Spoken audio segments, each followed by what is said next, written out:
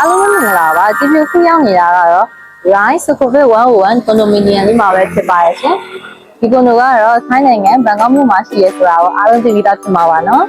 True Digital ဘက်ကို7မိနစ်ခန့်နဲ့ရောက်နိုင်မှာဖြစ်ပြီးတော့ BDS ဖုန်းနဲ့ဝီတီဂိတ်ကိုတော့6မိနစ်ခန့်သွားရုံနဲ့ရောက်ရှိနိုင်မှာဖြစ်ပါတယ် ဒီကွန်ဒိုမှာဆိုရင်အလွှာပေါင်း8လွှာနဲ့အခန်းပေါင်း200ဝန်းကျင်ပဲပါဝင်မှာဖြစ်ပါတယ်ရှင် ဒီကွန်ဒိုရဲ့အနီးမှာလည်း International School တွေအများကြီးရှိပါတယ် ဒါကြောင့်မို့လို့ကိုယ့်ရဲ့လူနည်းစုလေးနဲ့ private center လေးတွေနဲ့ဒီအတွက်အထူးပဲပြင်ရပါတယ် facilities တွေအနေနဲ့ဆိုလို့ရှိရင်တော့24 hour security gate car parking gym နဲ့ co-working space တွေပဲဖြစ်ပါတယ်ရှင်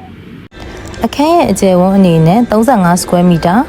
30 square meter နဲ့28 square meter ဆိုပြီးတော့၃မျိုးရွေးချယ်နိုင်ပါတယ် one bedroom အမျိုးအစားတစ်ခုရရှိနေခြင်းကလည်းဒီကွန်ဒိုရဲ့ထူးခြားချက်ပဲဖြစ်ပါတယ် Sukhumvit area အတွင်းမှာပဲဖြစ်လို့ဝယ်ယူပြီးတော့မိမိတို့ကိုယ်တိုင်နေထိုင်သည်ဖြစ်စေပြန်လည်ငှားရမ်းလို့သည်ပဲဖြစ်စေအချိန်မရွေးငှားရမ်းလို့ကူတဲ့နေရာတစ်ခုလည်းဖြစ်ပါတယ်ဈေးနှုန်းကလည်းဘတ်တန်းခွဲဝန်းကျင်သာရှိတဲ့အတွက်လူရန်ဒီပါဝယ်ယူနိုင်တဲ့ကွန်ဒိုမျိုးပဲဖြစ်ပါတယ် ကွန်ဒိုနဲ့ပတ်သက်တဲ့အချက်လက်တွေကိုအသေးစိတ်ထပ်မံသိရှိနေတယ်ဆိုလို့ရှိရင်လည်း CPF Messenger ကိုခုပန်းဟိုင်းလိုက်ပါနော်။